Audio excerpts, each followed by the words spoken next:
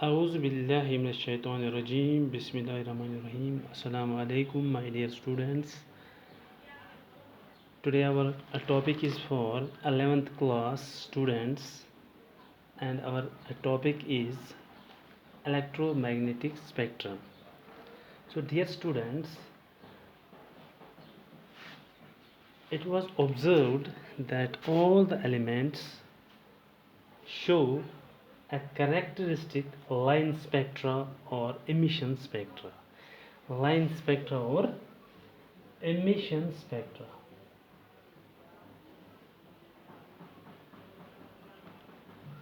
ये ऑब्जर्व किया गया है कि all elements show this line and emission spectra. This we will discuss in the next class इंशाल्लाह.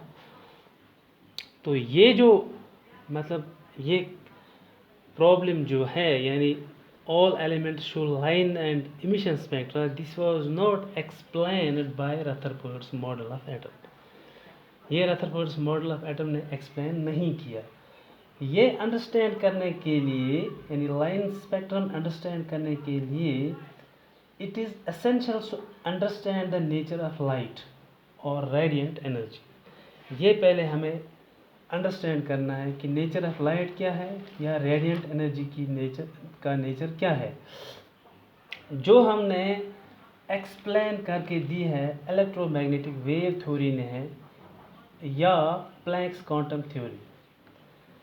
तो इन थ्योरीज ने ये प्रूव किया कि ये जो रदरफोर्ड्स मॉडल है उसमें सम सीरियस ड्रॉबैक्स है. उसके बाद बोर्स मॉडल आया, उसने फिर वो रेक्टिफाई किया.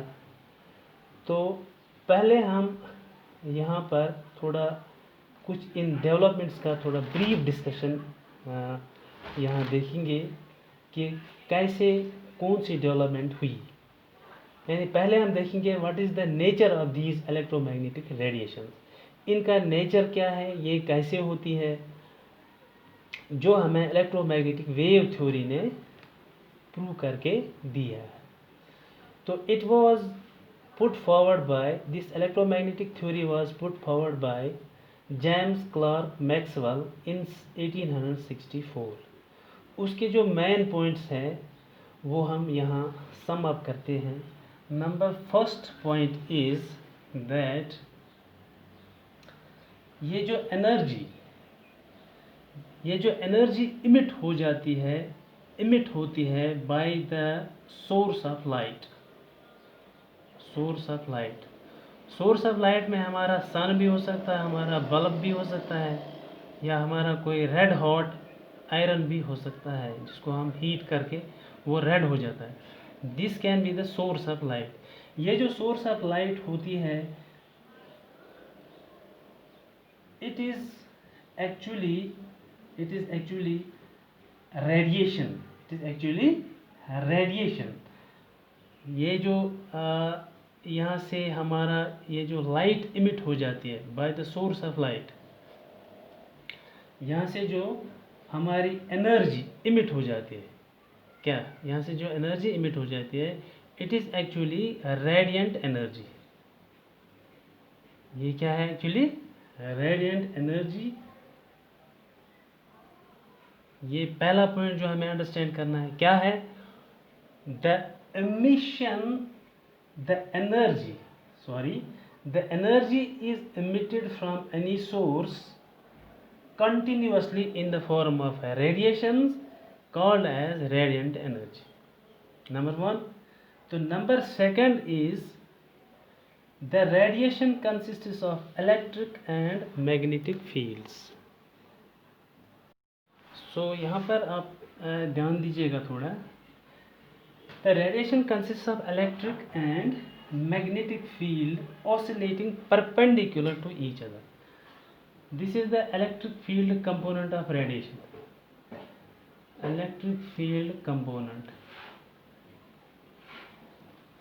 This is magnetic field component.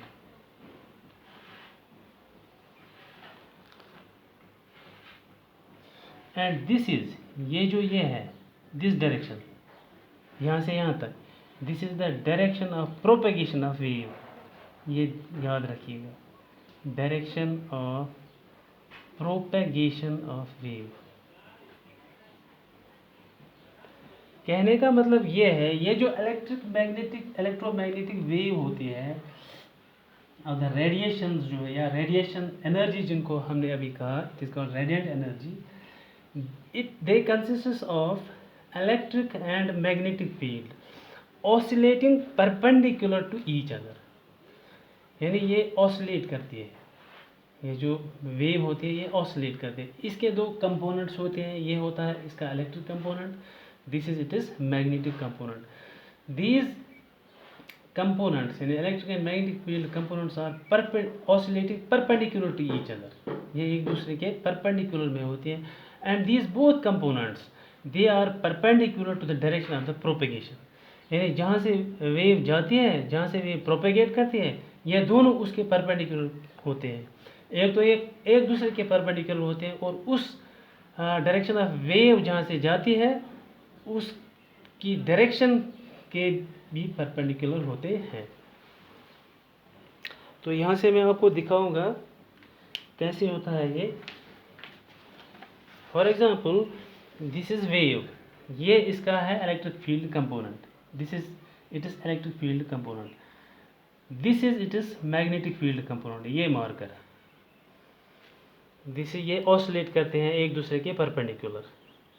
तो direction of the propagation of the wave हो सकती है आइदर इन दिस वे और इन दिस वे, यहाँ से हो सकती है direction of the propagation of the wave, ताकि ये तीनों एक दूसरे के परपेंडिकुलर में आएंगे। And this is perpendicular this, and this both are perpendicular to the direction of the propagation, and this is the direction of the propagation of the wave. Third point is these radiations, ये जो जिनका हम जिक्र कर रहे थे, these radiation possess wave character and travel with a velocity of light, और ये वेलोसिटी ऑफ लाइट के हिसाब से ट्रैवल करती है। तो अब हम ये फिर रिपीट करते हैं, what are the main points regarding this electromagnetic wave theory. The number first is the energy is emitted from any source, किसी भी सोर्स से जो एनर्जी इमिट हो जाती है, कंटिन्यूसली हो जाती है in the form of radiations, and are called as radiant energy. The energy is emitted from any source continuously in the form of radiations are called radiant energy. This was number one.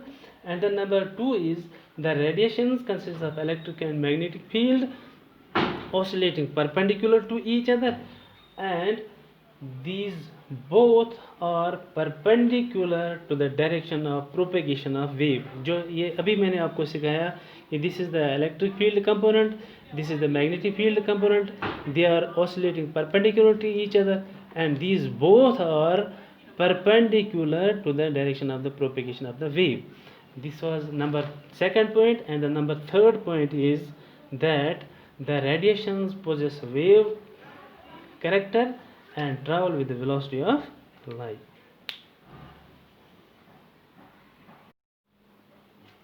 अब हम waves के बारे में some important characteristics देखेंगे।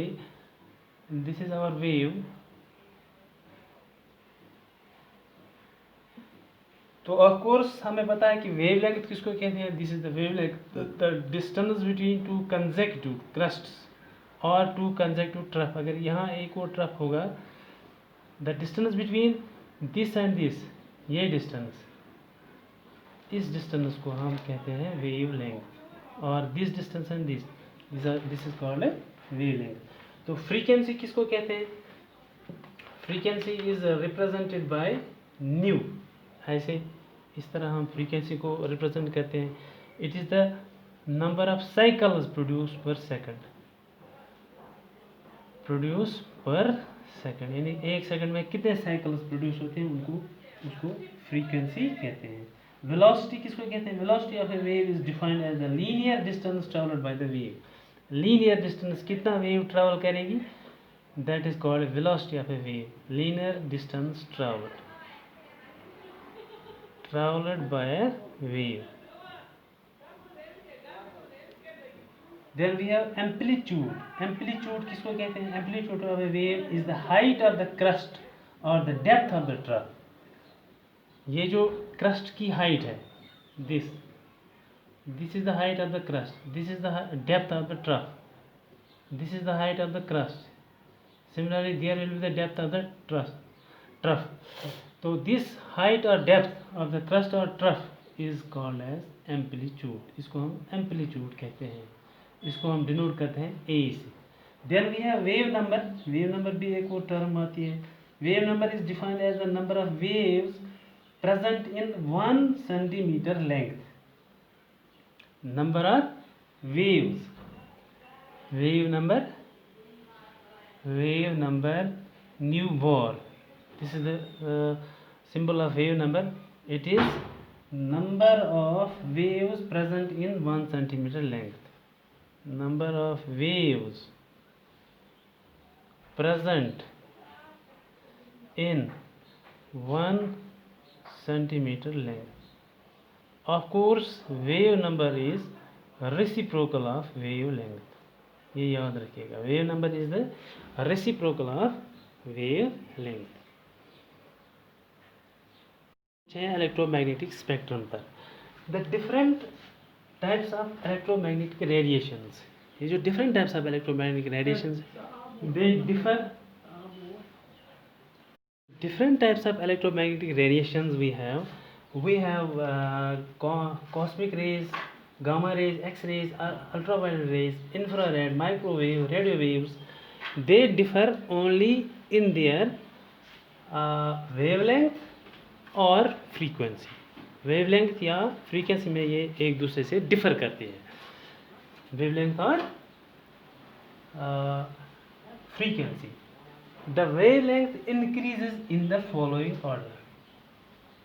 अगर हम यहाँ पर wavelength जो है इसका ऑर्डर देखेंगे तो इट इज़ यहाँ पर कॉस्मिक रे, इसकी वेवलेंथ सबसे कम होती है. उसके बाद आता है X ray, then we have UV ultraviolet, then we have infrared, then we have microwave, then we have radio wave. So this is the increasing order of wavelength of different types of electromagnetic radiations. When these electromagnetic radiations are arranged in order of their increasing wavelength or decreasing frequency. हाँ, एक बात में कहना भूल ही गया कि ये जो wavelength and frequency, these are reciprocal to each other. यानी अगर वेवलेंथ इंक्रीज हो जाएगी तो फ्रीक्वेंसी डिक्रीज हो जाएगी. तो the order of increasing wavelength of different types of electromagnetic radiations gives us the complete spectrum, which is known as electromagnetic spectrum. यानी when the electromagnetic radiations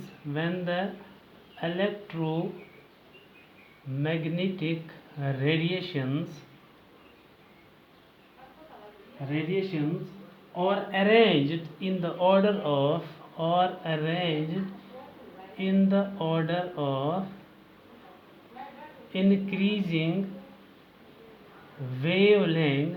increasing wavelength or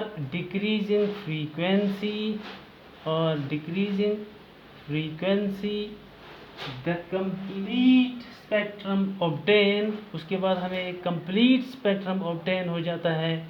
The complete spectrum obtained is known as electromagnetic spectrum. उसको हम electromagnetic spectrum कहते हैं. यानी when the electromagnetic radiations are arranged in the order of increasing wavelength or decreasing frequency, the complete spectrum obtained is known as electromagnetic spectrum. This is the electromagnetic spectrum. यहाँ पर मैंने cosmic rays लिखी, gamma rays, UV rays, IR, infrared, microwaves and radio waves.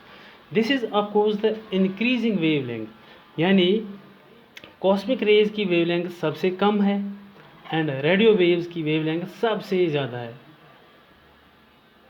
Likewise इसी तरह decreasing frequency, ये decreasing frequency का order है, यानी कॉस्मिक रेज की जो फ्रीक्वेंसी है ये सबसे ज़्यादा है और रेडियो वेव्स की फ्रीक्वेंसी जो है ये सबसे कम है. This order of increasing the order when the electromagnetic radiations are arranged in the order of their increasing wavelength. इस increasing wavelength को जब हमने ये electromagnetic radiations arrange किए हैं या decreasing frequency, ये जो complete spectrum हमें मिला, this is the complete spectrum, this is known as electromagnetic spectrum. एक और बात, यहाँ ये जो region है, this is the in fact very small region between UV ultraviolet rays and infrared rays. इन दो रेज के दरमियान एक स्मॉल रीजन आता है, इसको कहते हैं विजिबल रेंज और विजिबल रीजन. ये जो हमारी आई है ये सिर्फ इतना ही डिटेक्ट करती है. इसकी जो रेंज है it is almost from 360 nanometre to 760 nanometre. यह इसका रेंज है. और यहाँ पर हमें वायलेट आता है, V, Indigo, blue, green, yellow, orange and red. This is the visible spectrum. ये जो इतना सा है, यानी जो इस रीजन के दरमियान आता है, this is visible spectrum. What is this? This is visible spectrum. This whole is known as electromagnetic spectrum. This is known as electromagnetic spectrum. So I think this is enough for today. Tomorrow we will take up emission and absorption spectra. Till then, have a nice day.